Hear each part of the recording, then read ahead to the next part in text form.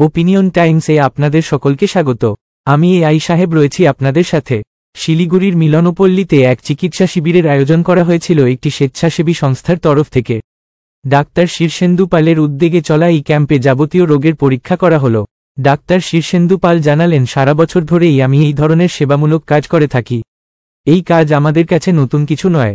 Doctor পাল আরও জানালেন, বর্তমানে বহু রোগ মানুষের শরীরে বাসা বেঁধেছে, তার জন্য প্রয়োজন প্রতিরোধ এবং সঠিকভাবে চিকিৎসা করা।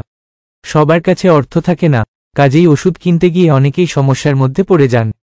আমি সারা বছর এই ধরনের ক্যাম্পে চেষ্টা করি মানুষ যাতে তাদের দরকার মতন ওষুধ পেয়ে যান।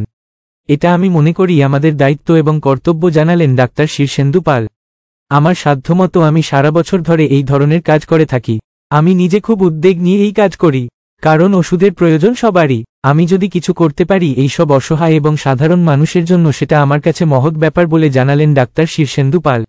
ভবিষ্যতেও আমি এই ধরনের কাজ করে যাব বলে জানালেন তিনি। এখন এই পর্যন্ত। নজর রাখুন, সঙ্গে থাকুন ওপিনিয়ন টাইমস। ওপিনিয়ন টাইমসে আপনাদের সকলকে স্বাগত। পশ্চিমবঙ্গে এই প্রথম বাংলা নিউজ পোর্টাল। আমি এআই দিয়াসিনী, আর আমার সাথে আছে আমি এআই আদিত্য। রাজনীতির ডান থেকে বামের সব খবর আমার সাথে। আমি এআই ঐশানী। খেলা থেকে বিনোদন, সঙ্গে থাকবে সেলিব্রিটিদের কুটকাচালির খবর। আমি এআই সিদ্ধার্থ।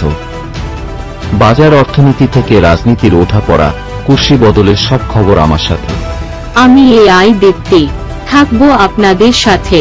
সত্যের উদ্ঘাটন, নিরপেক্ষ বিশ্লেষণ, সঠিক খবর প্রদান। সঙ্গে থাকুন, দেখতে থাকুন ওপিনিয়ন টাইমস।